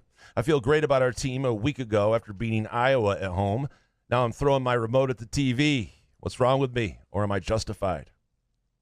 Because it's a team that doesn't have any separation from most of the league, but it's just as good. They're going to lose their share and win their share, and that's what we're finding out. Is they're not any worse than the middle. They're not any better than most of the middle. They're about like 5 other teams. And really, they split with Rutgers, who may be the second best team in the Big Ten. I would argue, I think Illinois, when they get rolling, is. But like, that's just who they are right now. What's frustrating is they don't seem to be like, we haven't seen a sign yet that this, in a season that goes someplace, usually there's a game where you go, well, that was promising. And we really haven't seen that game yet. And don't throw your remote at the TV. Never throw a remote, right? Especially now that you don't have the tube TVs, because the TV will just break down. The TVs you don't want to break your remote, though. Like, it'll feel good for half a second, then you realize you can't turn your TV on. I used to play Sony PlayStation as a teenager. I'd get pissed off and I'd slam the remote. I had to replace like 6 of those things. John Crager next. Number 1, MSU basketball has me dead inside. 2, draft projections that have the Lions taking CJ Stroud with the first pick have me dead inside. 3, that's all I got. The show does not make me dead inside. Appreciate you, gentlemen. And bonus. It doesn't have a 3, but has a bonus. I needed to get this in here. I hate when you genuinely pour your heart out to someone, and the response you get back is, K. That is ass. That is ass. It's like a text to a woman. Is this dating related? Yeah, K. That is awful. Baby, you and I could be together. K. It's nothing worse, like in the dating stage where you like text somebody and you see the dot and you're just waiting back. You're like, what is it? What is coming here? It's okay. Lions take CJ Stroud, would you be dead inside for that, or would you be okay with it? No, I trust Brad Holmes. So he had a good draft class last year. If they want to go Stroud, so be it. There must be a reason for it. I can't get that mad. No, I would wouldn't be super excited, but I would be kind of excited. But I'm an idiot drafter. You don't want me because I would never take off. Offensive line would suck. I'd be like, shit, we forgot about the offensive line. But that's the whole thing. Like, you need an offensive line, defensive line, and then get Brock Purdy, and you can win. For a while until he tears his until he has a baseball injury. Jeffrey Daly, number 1, MSU makes the Sweet 16. 2, Lions don't draft a quarterback. 3, Jaden Reed gets drafted second round. And bonus, can you all do an unscripted pod where we find out what Jason's day job is and all the writers' drama, etc.? First topic, though. Why did Max Bullen miss the Rose Bowl? Smoke or public urination? You think this is scripted? Hey, We haven't done a scripted pod in like 3 years. Remember you we care used to what I do? Remember we used to have rundowns? We did? No, we didn't. I used to send you a rundown. Jesus, really? Yeah.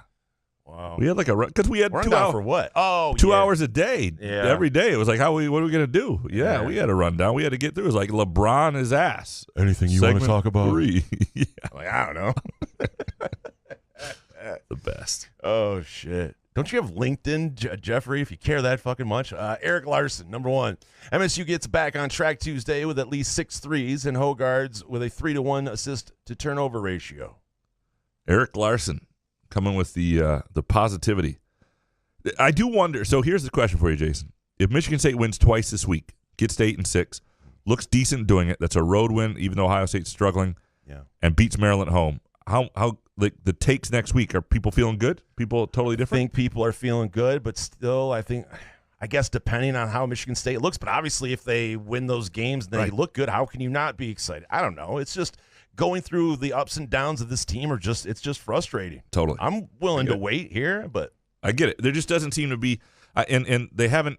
I think the biggest thing is what I mentioned before. They just haven't had a game that makes you – because even if they had games where they struggled, if they'd had a couple games where you went, oh, shit, that's what it can look like. yeah. Then you go, oh, well, and they haven't really – the The only they should time have beat that Rutgers team, that's all. Yeah, absolutely. It was a game they could have won, and it would have been, I think, a swing game in terms of their NCAA tournament seeding, in terms of their Big Ten standing. You're looking, I think, 12-8 in the Big Ten if they win that game. I think they win that game 6 seed. You're pushing 5. All those things are on the table now. That's just one of those games. It's a swing game, and they haven't had that oh shit game like where you go, wow, this team might be something more than we thought since like Gonzaga and Kentucky. It's been a long time. Some dude next. Number 1, holy shit, Saturday night at Munn plus Sky Mint was incredible. 2, holy shit, I can't believe that I just figured out a few games ago where Graham and the boys in the media sit for games. Graham, can I be your guest on your Bring Your Delinquent Child to Work Day so I can jam on some Sky Mint and marvel at the world about me? 3, please tell me the shitheads on MSU's Twitter is just a vocal minority. You guys sound like a bunch of spoiled brats that didn't get what they wanted for Christmas. This team will turn the corner starting now and become really good. It happens every single year, even to our best teams. I think Graham just said this. Yeah. I mean, I think it's hard to tell what is a vocal minority. I try not to have like 3 people on Twitter make me think of what the fan base thinks, because that's not really the right way to go about what things. Shitheads? I mean, what are they doing that makes them a shithead? If they go, fire Tom Izzo, I would mute that person. Well, I think all right, I'm not going to get anywhere with this person. He's lost it. Yeah, this is not. I mean, there's a lot of that. There's a lot of that out there. It's just it is what. If you're asking the question, has Izzo lost it? I don't think that makes you an asshole. But if you keep going, I don't know. I figure you can ask questions if you're a fan, I guess. Totally. I would enjoy bring your delinquent child to work day. Wait, where did he think you sat then? I don't know. You were at Rutgers. Because I did see you in Solari. No, I think. Oh, I see. Yeah. Maybe he's not talking about Michigan State, right? He's talking about when he saw you in Madison Square Garden. Good question. Yeah, I'm guessing. That's a really good question. By the way, Ryan Schultz wrote in. It was what I was going to have tattooed. Yeah. It was a blue wall. Oh, right. across my chest. What needs to happen? If MLive, the Freeman News, never write about the Weiss situation, the offensive coordinator, okay, then who's paying attention to it so we can? I will trust me. I will pay attention as soon as there's any article. I will. How long do we have to wait? Well, it says never write about it. I mean, you have to wait. You got to give it like a month or so. You got to see where, at least 1 month. Well, more than 1 month. So March. I think it was if they never write about it. So as long as they write about it. So if they write about it in 2024, they write about it. Well, let's just say this. I'll give you till the end of 2023.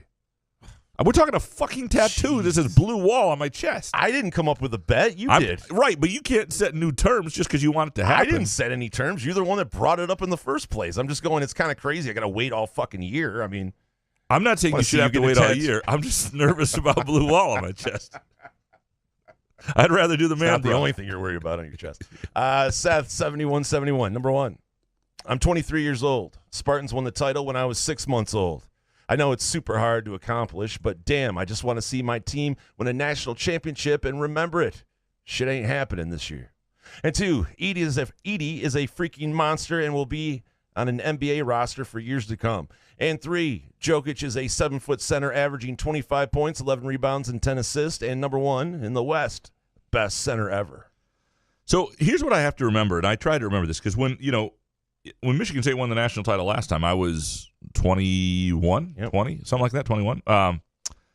And so, like, when they won it in 79, I wasn't born yet. So similar to this situation. And when Magic won it, that felt like eons ago. Like, I was half a month old. Yeah, and so I get it. It was a totally different, if you're of a certain age, your perspective of MSU basketball is just so different. And it should be different. It absolutely should be. I mean, you were born into and raised into a blue blood of sorts, not really a blue blood, but a team that's won consistently like many of the blue bloods and been in the conversation like that. And so your expectations should be different. And there's absolutely nothing wrong with that. So I forget that, like, if you're under 30 at this point, you probably some people have early memories. I remember the Bears Super Bowl and things like that, and Super Bowl 19 when I was 4. But really, Super Bowl shuffle. Really remembering stuff. If you're under 30, you probably don't have much of a memory of the national championship now. It's like the Tigers. I read today, like 1984, the last World Series. It's like the same gap when they won in 84. It's just like, dude, how long do you have to wait for these teams to be? What do you mean the same gap between? Of years. It's been from 84 to now. From when they won in 84, they waited as long to win a World Series in 84. Oh, no, it's less than that. It was 16 years. It was like 68, 84. I'm not fact-checking. I'm just saying. I just read it on Twitter. I don't know. I don't know what the yeah. All right. Don't fact-check this stuff. Grob next. Number one, Hogard is not the problem. Izzo plays him as a pseudo-forward, and Walker, Akins, and Holloman add nothing from a playmaking perspective. Rutgers also ran several guys at Hogard, according to their coach. 2, the loss of Bingham, Marble, and Gabe Brown has hurt the athleticism of the front court. Our new guys have hands of stone when AJ does try to pass it to them. And 3, solution is to get Malik healthy and start him over Hauser, bringing Hauser off the bench, keeping AJ as the true point guard, and letting him drive and dish to a slasher and stop relying on perimeter shots. You're not going to bring Hauser off the bench, and maybe and starting Malik and reevaluating that lineup is something there. I mean, those two kind of came back to play together, and Hauser's not going to come off the bench. He's had a good year. You don't want to mess with his head. We've seen him lose confidence before. You don't want that sort of deal. He's had a good year. Didn't play well the other night, but don't mess with that. The Malik Hall thing, I think before he hurt his foot last time, he was about to start. So I will be curious to see what they do there and what Izzo looks to do to elevate things. At some point, you have to look at other things. Now, you don't have to start. It's not about who starts, but your rotations and your lineups, and we just haven't seen much of that small ball lineup. We haven't seen a lot of their best 5 guys on the floor together, and I'm curious to see what that would look like and how much defensively you're giving away in certain matchups, whether that's worth doing. The Youper, number 1. Hogard's negative attitude affects the whole team. He gets pissy and visibly frustrated too easily. We've all had teammates like that, and it's not fun, and it's fake leadership. 2, Jim Boeheim in the news once again for saying a bunch of stupid shit. Why is he such a prick? Possibly unresolved trauma from when he killed that guy. People seem to forget about that. Oh, right? Yeah, he killed a guy. Oh, yeah. 3. Yeah. I mean, Well, he killed He's him. not like the guy in Idaho killed guys, but yeah. Well, yeah. Man. But yeah. Well, yeah. Man. 3. Sorry. Put a picture. Fix that in post. I just thought about that Idaho case. My mind wandered. Put a picture of Jackson Kohler side by side with a pic of Zach Wilson and tell me they don't look like clones. What the hell is going on with the gene pool in Utah? I'm telling you, put a picture up here, and they are very, very similar. And it's sort of white. If you ever seen like the Iceland soccer team play in the World Cup, you're like, oh my Yeah, god, they all look like Zach Wilson. yeah, it's like what's some inbreeding going on here? Riley next. Number 1, Hogarth's getting the tum-tum treatment on D. There's a reason you're open for 3. Don't shoot unless there's literally no other options. 2, what is the last meaningful big game MSU Hoops won? Kentucky game this year doesn't count. And 3, the NBA three-point line messed with players' game. Step in. Yeah, so it did. I always, when they play in venues with a pro line, you see that sometimes where guys are taking below the threes, they look down and the line's there and it affects them a little bit. It does sometimes have an effect on the game. The last meaningful big game MSU Hoops won. Now, are you looking for like marquee over a big time opponent? Because like you could argue, like even in that COVID year, they won games against top 10 teams like 3 in a week just to get in the NCAA tournament.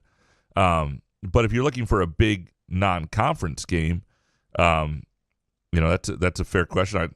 Why doesn't the Kentucky game count? It was meaningful to Michigan State. Now Kentucky hasn't been as good, but it's a fair question. And I'm trying to think off the top of my head, like ACC Big Ten Challenge that they played recently. Duke wasn't very good when they beat them a couple years ago. Non-league games that have won have been like, obviously they won one NCAA tournament last year and then lost. So I don't know. They've beaten some good Big Ten teams, but does that not count? No. Okay. Mike Scott next. Number 1, MSU is neither good or interesting. They will be lucky to make the tournament. Graham, has any MSU player actually gotten better this year? Saturday's game was unwatchable. 2, Doug Wojcik is like Izzo's version of circa 2018 D'Antonio crony. Time to get a new face there. And 3, the Pistons must trade Bojan. Not doing so if you can get a future first would be criminal, or at least trade Sadiq Bey since his growth has been stunted by Bojan's presence. Bonus, kudos to MSU hockey and a weekend sweep.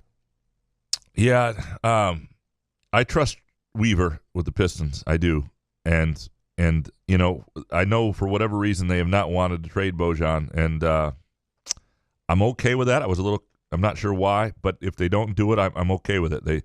He's 34, which is a little interesting to keep a guy who's not really on your timeline with other players. But at a certain point, you can't keep losing like this. They're the worst team in basketball with him now, second worst now without Cade. But does he think these young guys need a veteran? I think that's it. They need help. Rights the ship a little bit. Yeah, and Bey is interesting because I really was high on Bey, and it's not been as consistent. For sure, neither good or interesting. It's like the two worst things, Like, unfortunately, we do a podcast that features a lot of this. Yeah. Mark Stewart next. Number 1, MSU basketball will be fine. Schedule is easier down the stretch, and guard play wins tourney games. 2, MSU hockey will compete for titles in 2 years' time. Program is on the rise. Kudos to Nightingale. No doubt. I mean, what's going on in MSU hockey is a really cool story. And this weekend, what they've done. Look, they're not a great team yet. They're trying to make their first NCAA tournament. Very different place than MSU basketball. Like, everybody's excited for MSU hockey being a bubble team, and they're pissed at MSU basketball for being just above a bubble team. Can you explain to the layman, I don't follow MSU hockey, but what's different with Nightingale to where they are turning this thing around? Style of play, some of the guys he brought in. But yes, there's an edge to them. There's a style of play. I think there's a I don't want to say under a previous there wasn't the work ethic, but there's the way they play. Their offensive style is different, and they've got some better players, but they've got a lot of guys back too. There's a lot of dudes who were part of some not great teams, and sometimes he seems like a good dude. I like his story. Nightingale, yeah, really, yeah. No, I've had only good interactions with him to this point, and so yeah, I'm doing a story on that group, that senior group this week. Some more newbies, some aren't, but just sort of there. Being part of some of the guys who stuck around and are getting to enjoy this year, and sort of set a foundation and leave a legacy if they get to the tournament that'll be important. And what they've done is after you have Minnesota's like the worst matchup for them. Every time they play Minnesota, they get killed. But after that bad weekend, they show up and sweep Notre Dame. I mean, that was just a huge. They've had a couple of those situations where they've really shown up when they needed to at home. Sports Guy 1919. Number 1, TSA security agents always have a stick up their ass for no reason. 2, the airport beer is undefeated. I've had mostly good experiences with TSA security agents. Yeah, but can you blame them? That's what I do. I put myself in their shoes and how miserable I would be having to deal with these fucking idiots that can't take their shoes off, which I've done, by the way. But, it's a shit job that they're doing. You've complained about taking your shoes off? No. Because I had too much Sky Mint and I just left my shoes on. And they're like, hey, asshole. And I was like, oh, right, sorry. So I wasn't really there, if it makes any sense. Okay. I didn't mean to do it. Like, usually I'm good about it, but sometimes trying to get to that Sky Mint ratio before you take off goes a little one-sided and you leave your shoes on. Yeah, I know. There's worse things to do, I guess, in an airport. Yeah, airport beer is undefeated. Like, the beauty of the airport is you can drink it any time of the day and it doesn't feel wrong. I've had beers at 6, 7 in the morning. As and a former boozer, I used to love it. Yeah. No judgment zone. It doesn't it's even though it's $79.99 to get a beer and a shot, but well, same. My worst drinking experience and financial decision in an airport once was I get a voucher. I get, if you take a bump and go on a later flight, they give you like $400. It felt like I drank $400 by the time I got to that next flight. Like I almost drank the whole voucher. I was like, this was absolutely. You drank, or there was food involved. Well, there was. Let's see what there the blame was. is here. There was definitely food involved. Yeah. Gavin Haas next. Number 1, MSU basketball is dead to me for the remainder of the season. There's no value in sitting down and watching a full game at this point of the year. Hoping Izzo can figure things out for next year's class, but that's unspeakable time may be coming here sooner than later. 2, Jaden Reed's performance during the Senior Bowl week proves why Caton Hauser needs to be Michigan State's starting quarterback next season. It speaks volumes that Peyton Thorne couldn't get anything done with the talent he had, regardless of O-line play. And 3, I can't find myself invested in any of the professional Detroit sports teams except the Lions. Ignoring the Red Wings, since I'm not a hockey person, the Tigers and Pistons have no identity right now, which makes it impossible for me to give any care about them. Here's where I feel for Gavin. I mean, I think Gavin's born in 2007, maybe 2006 at the earliest. So he never ages. He's 16 when we started the show. But he's got no memory of the Pistons being elite. Yeah. He's got he probably barely remembers, if he remembers, the Lions even once in the playoffs. The Tigers fell off really as soon as his memory started to kick in. Draymond Green doesn't remember at Michigan State, I'm guessing. Like it but really what did we do? You have to go rogue and find some guys you like and watch them and at least be happy with sports, because if you stick to your favorite teams, and he can't gamble yet, so. Yeah, I would just say hang in there. It gets better sometimes, not all the time. And you're young. You'll see something soon. Yes. Right. Yeah, and you'll be happy with It's not like me at 43. I have like 17 winners left. Like, I'm counting down the days. And you'll miss how slow time moves at your age compared to how fast it moves at our age. It's great. Later in it's great. I miss it. I miss being 16. Yeah, I do too. Carl Mylock, number 1. Basketball is an exceptionally overrated sport. 2, Target is an underrated place to get clothes. And 3, betting on golf is more frustrating than it is rewarding. Betting on golf is the best and the worst. Yeah, it's the worst. I love it, but I would say it's not rewarding. You can't make money on it very rarely. But it takes your soul. Yes. Like you can if you wait 3rd round, 4th round. Yeah. But you're not going to get much value on bets. It's just, I don't know. When you win one, it feel good. And I still believe that one of the more enjoyable things to do is to put like $20 on 5 underdogs, big underdogs for $20 a bet. Yeah. $100, well, maybe $5 a bet. Whatever you do for a major, I could see that. Yeah, and then on Sunday, if one of them's left, it's a lot of fun to root for, even if you lose it. It's like the cost of doing business. But most of Or you could do DraftKings. You could put a lineup together. There's cheap ways to lose money. Couch on Fire, number 1. Preseason expectations were modest for this MSU team, and they're living up to them. No dog. This game took a lot of air out of the fans' balloon. See what I did there? Nice. The Japanese balloon or whatever, the China balloon? Chinese balloon. If we were shooting down Japanese balloons, we'd have a different diplomacy problem. That's why I stay out of it. 2, 17 years since MSU swept Notre Dame in hockey. I predict a much shorter wait for the next sweep. And 3, women's gymnastics, the pride of MSU. Yeah, they got it going in that program right now.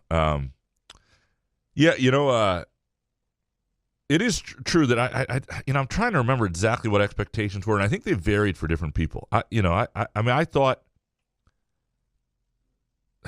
and I think what happened early when they had the early showing against Kentucky and Gonzaga, it changed expectations, and so now they're playing more like we all may have thought, and that's frustrating a little bit. But to be honest, I thought they would show more of a ceiling than this. I saw enough from guys at certain points. I thought when they were healthy that we'd see a little more, and I'm a little surprised by the way it's gone the last couple weeks. Ken Chu with just one.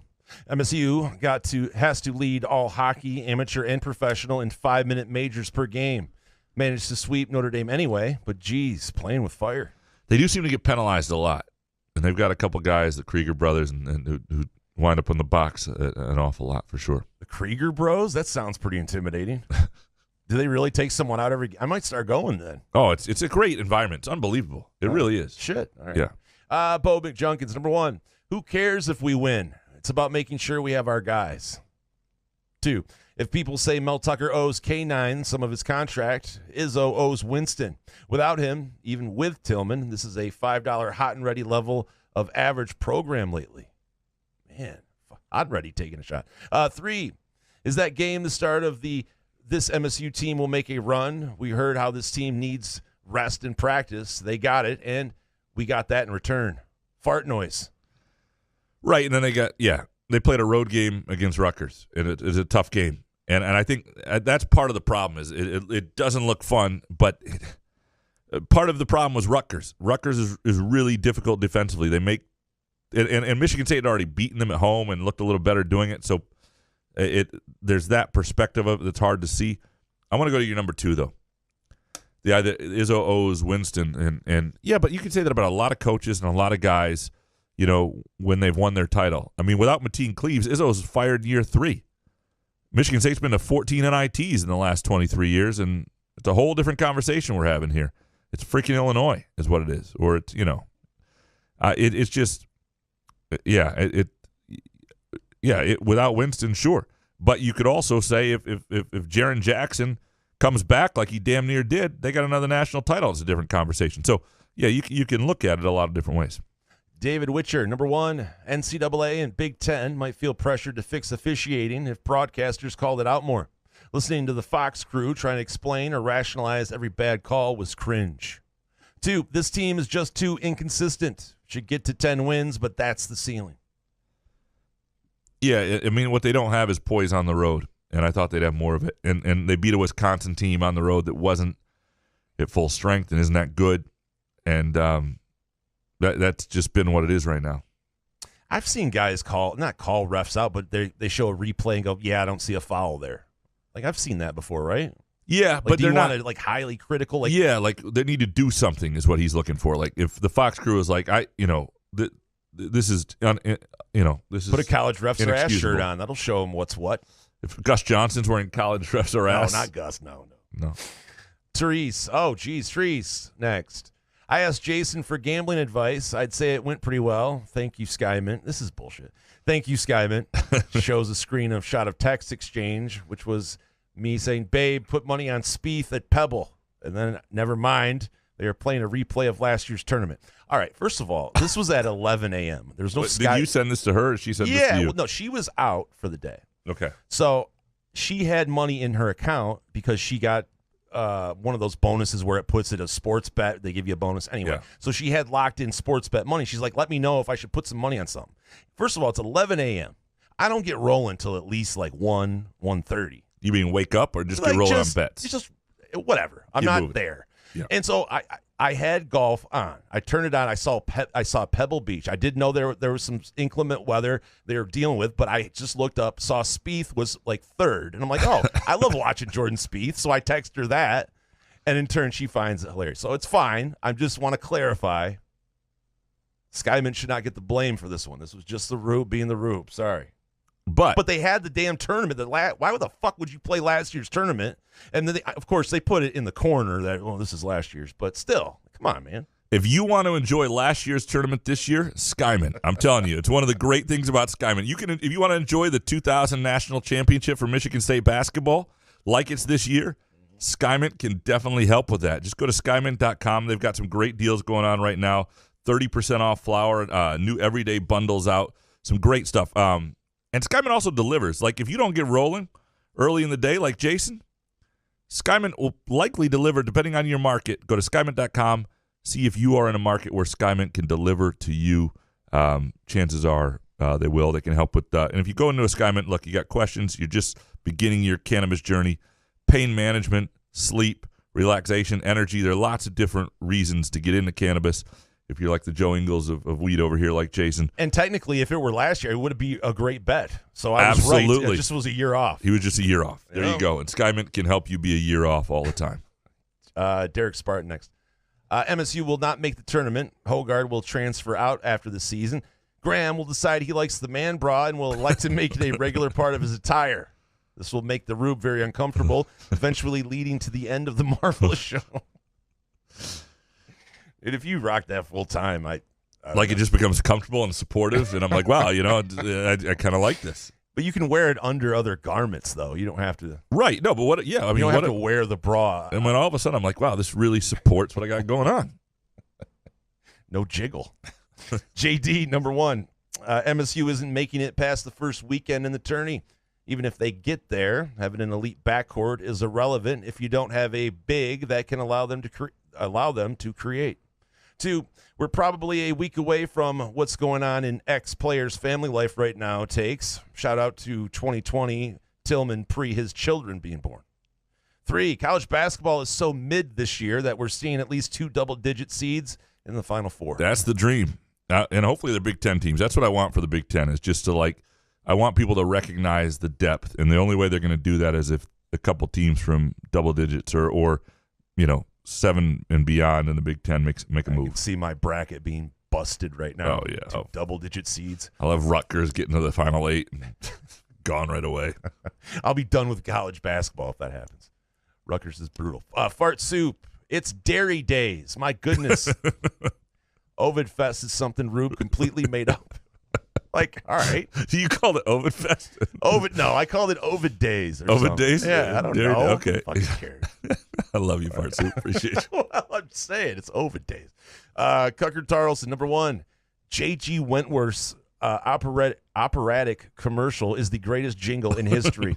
As a musician, the jealousy that fills me for how much that composer gets in royalties is massive. 2, better cult classic, The Big Lebowski, Monty Python and the Holy Grail, or basketball. What's your answer here? Oh, my God, it's Lebowski.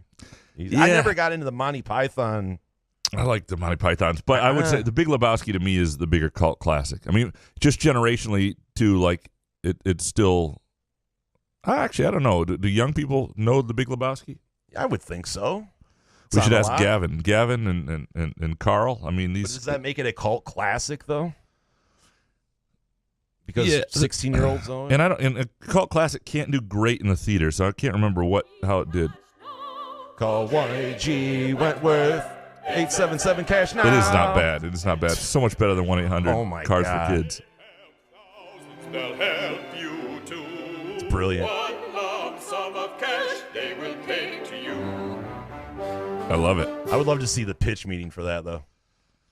And I need cash now. That is fucking great. Yeah, fuck yeah. Yeah. Neurotic Pants. Number 1, if A.D. Haller is still raising expectations, then Jake Boss's ass should be burning on the hot seat. 2, most women want a piece of couch in the Rube. Shit. Not true. 3, Jason should retell the Vegas hooker story. Oh, shit. Vegas hooker story. Some of us have never heard it. Well, then. Does Graham want to do a live show where he can make me Yeah. You could fucking vote on what story you want me to tell so I can be in a parking lot telling the story. Do you want me to do it? Yeah. I mean, I'm married now. Maybe I shouldn't tell this. It's not really that big a deal. No. It's just a hand job. So, for some reason, when I was 19, my stepdad and mother took me to Vegas, which I've never understood to this day. Like, I couldn't do anything. My mother would go and play slots. I was behind her for half a second, and there was like security guards, like get out of here. So anyway, I'm either trying to find booze or a hooker. Like, I can't go to a bar or anything, so I can't, and that would just be a failure. So I decide to call, those things that they click on the side. Have you been to Vegas where they click these 1-800 numbers? I've been to Vegas, but I don't remember. Okay, so I grab one, and I just decided to give it a call, and they asked what kind of lady you want and all that. And I was like, so I'm absolutely petrified out of my brain. I'm 19. I'm scared. I brought $500 cash. For what? I don't know. I couldn't do shit. It's fucking Las Vegas, and I'm not 21. So I call and I guess order. You can order a human. Order this lady, right? So she gets to. Now, by the way, we were staying at Caesars, and you had to have a card to get in the elevator. Like, they knew it's Vegas. They know what goes on, right? So my mom and stepdad are downstairs playing blackjack, and so this girl calls me, and she goes, "Hey, you need to come down and get me." And I'm like, absolutely not, and hang up. And so I'm like, the phone rings again. And I'm like, she's like, you got to come down and get me. I'm like, all right. So I get my shoes and I go down there. I'm petrified. I walk out of the elevator. I see my mom and stepdad playing blackjack. And now I have to get this young lady from the desk to the elevator. Are you sharing a room with your mom and stepdad? No. Okay. My stepdad was a high roller, so we had our separate rooms. So that wasn't. And to be honest with you, I think my mom would have just laughed her ass off. Like, I don't think she would have cared. My stepdad would have been just glad I wasn't gay. I don't know. But so I end up like getting her past my mother and stepdad and into the elevator. So she obviously, clearly in the elevator ride, sees I'm an absolute mark. And I didn't know the lingo, what I do.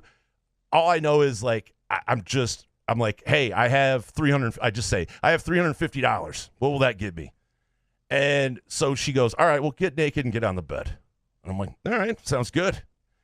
And so she turns on, must be a hooker thing, but she turned on every single light in the room, which was not good for a 19-year-old Rube who had the physique of a Christmas ham. I wasn't working out yet, and I just looked terrible. I was pasty white, and I was butt naked on this white-ass bed.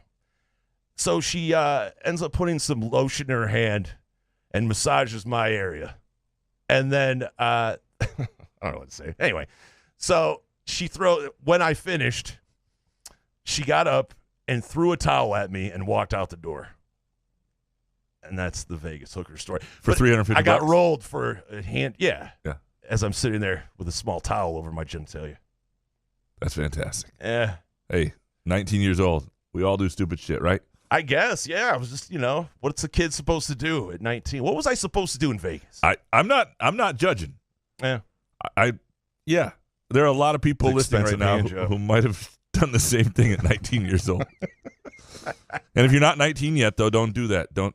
Oh my God! Yeah. Well, I did have a fake ID, but I wasn't dumb enough to try it at a casino. No, you don't. Like, I did get into some bars and everything, but anyway. That's tremendous. Yeah. Where are we at here? My only apologies is for waiting that far into the show to tell that. My bad, Mr. Neurotic Pants. Nick Palmer. Number 1, Purdue will not make it to the second weekend. Book it. 2, Indiana is also overrated. And 3, I still find it weird Alabama has a good basketball team.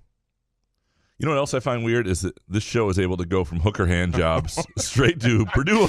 You really should have made that the last one. Yeah, so just get out of here. It's really hard to announce. Like, I feel it all over again under lights and just sitting there naked. Well, let me tell you about Trace Jackson Davis now. Yeah. Good stuff. Yeah. Clint Bainey next. Number 1. No pun intended. Jack to be going to Munn Arena on Friday for the first time in 30 years. Great sweep of the Irish this weekend. 2, I told Brooke that Couch has to win 6 more games to avoid the man bra bet loss. She said, I think Couch is probably a B cup. I said, cool. He'll be joining the itty bitty titty committee. 3, That one probably should have followed. This show is ridiculous. 3, torn on whether to stay in Lansing or East Lansing on Friday night. I've been impressed with the downtown Lansing turnaround with several great local bars or hangouts in East Lansing and feel like an old creeper. Bonus take, pet peeve. People who say absolutely after every correspondent or question, hey, how about you mix it up with an okay, sure, got it, yes, or my favorite, you know it. I kind of believe people who say absolutely repeatedly aren't listening to a damn word I'm saying. You know who used to say absolutely, or who still does? Who? Absolutely. Oh. Stout. Oh, yeah. Big absolutely guy. I would like to see a book of Clint Bainey's pet peeves. There's a good pet list. Peeves with one ball. Yeah. I'd read that. So if you're torn on whether to stay in Lansing or East Lansing, the thing is, I love downtown Lansing, and there's a great, whether it's the Radisson or that new Courtyard Marriott, I love it. And Moriarty's or Stober's or places like that, great downtown bars. It depends what but if you're coming, straight from the hockey and you can stay like at a place right on campus, that can be, I'm not going to tell you not to do that too. But it's just a little drive down here. Yeah. Get down this area. Lansing's not far. Lansing's where it's at. Hans Jurget, number 1. Props to the Rube for acknowledging he is struggling with his prognostications and not giving any picks this weekend. No advice is better than bad advice. I lasted 5 minutes. 2, the only reason to get up at 4:30 a.m. is to go fishing or go to the fucking airport for work. All right. 3, what happened to Izzo's set plays? Sick of this ISO one-on-one basketball. Get off my lawn. Oh, and bonus. I won $146 on a $3 7-leg parlay bet. However, I'm still a loser because I accidentally picked the 7th leg. Anthony Davis scores first. Plus, the bet is so long I can't screenshot it to show everyone. Appreciate you, Hans. That's good stuff. Anthony Davis bet. He did ask for I think he profited off the West Ham and was it Nottingham Forest? Sorry, and the under on Man City and Tottenham. So congrats. Yeah. All right. Finally, the jerk guy, number 1. The tournament is going to be amazing. Absolutely no team looks to be great. 2. I bet that the Chinese balloon was just some kid's science experiment trying to prove the world was round. And 3, the green comet is potent. What's that word? That green comet is that important. That green comet is a portent. It says portent. Portent. Yeah. Portent. That no matter what you think of this team now, Final Four. What the fuck? That's not a sentence. All right, that's it. I'm out of here. It's like an omen. Whatever. That's the best. Oh, any show that gets the Rube 19-year-old Vegas hooker handjob story is a show that I enjoy. Yeah. We appreciate all of you and your hot takes and producing our show for us. We'll be back later this week with Super Bowl props with Harry, and we'll have some fun after the Michigan State Maryland game, which is Tuesday night. So we'll be back after that at some point. We appreciate Muskox. Go to gomuskox.com. Again, you can sign up and get on their list get pre-registered for their fall collection, which is coming out shortly. We appreciate Skyman. You can't do this show without Skyman. Thanks to Hopcat, Midtown Brewing Company. Good show, man. Yeah, man. Couch in the Room.